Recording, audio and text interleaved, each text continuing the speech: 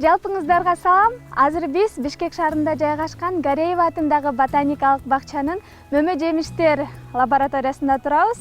Бул бактар абаны тазалап, көлөкө тийгизип жана айланага көрүп бергенден тышкары кандай пайдалары бар жана аларга кантип туура кам көрүш керек экендигин адисибиз айтып берет.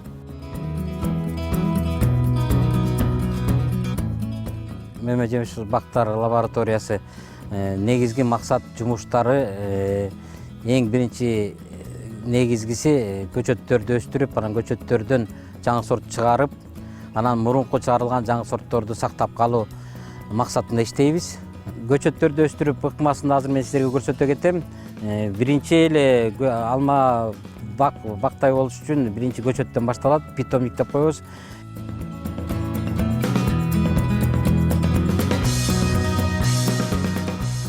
Көчөттү кыйштырардын астында калемче көзчөлөр даярдап алышыбыз керек. Биз ошо алардын даярдарынын астында бакты тандайбыз. Могу орто бойлуу өсө турган бак алма. Ошо алманын толук кандуу мөмө берип аткан бак. Ушунун кесип алардын астында жана бир жылдык муундун кесип алабыз. Муну кесип алгандан кийин бул жалбырактарын тазалап даярдап алабыз. Куйрукчасын калтырып кесебиз да, жалбырактын өзүн кесип таштайбыз. Эң баш жагын 10 сантиметрге чейин негизи кесип салыш керек да.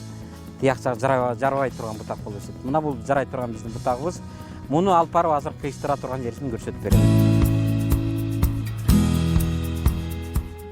Туура ыкма менен көзчөнү кесип алышыбыз керек. Биз даярдаган бутактан көзчөнү кесердин астында мына мисал үчүн могу көзчө куйрукчасы менен турбайбы? Муну аккуратно мындай акырындык менен кесип алабыз да. Мындай кылып кесип алгандан кийин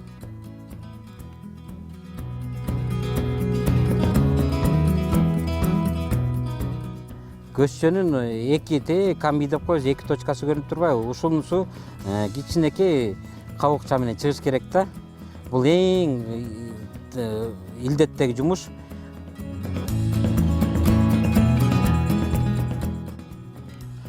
Мынакей кичинекей чөнтөкчөсү менен анан бул чөнтөкчөсүнө кесип алган көзчөбүздү салабыз. Көрдүңүзбү? Салганда кесилген үстү менен асты бирдей отуруп, бири-бирине келиш керек да. Бизде ушул даана келишип отурду азыр. Анан муну атайын мондай пленка бар. Пленка менен байлап коебуз.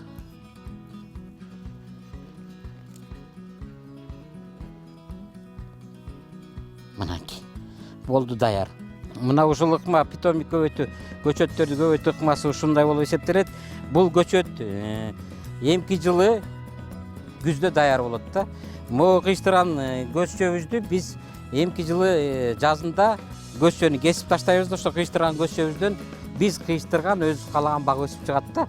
Бул ыкма кандай десем, өзүңөр каалаган сортту, өзүңөр жакшы көргөн бакты сортту ушинтип көбөйтүп, ушул ыкма менен көбөйтүп аласыңар да. Мөмөсү жакшы, таттуу, кандай сорттор тандайсыңар ошол санттарды ыкма көз калемче менен анан көзчө менен көбөйтүп алуу ыкмасы да. Бул алманын көп пайдасы бар. Эгер жакшы бактарды өстүрүп алсаңыз, жакшы даамдуу өстүрүп алсаңыз, ден соолукка пайдалуу бактарды өстүрөсүздөр да.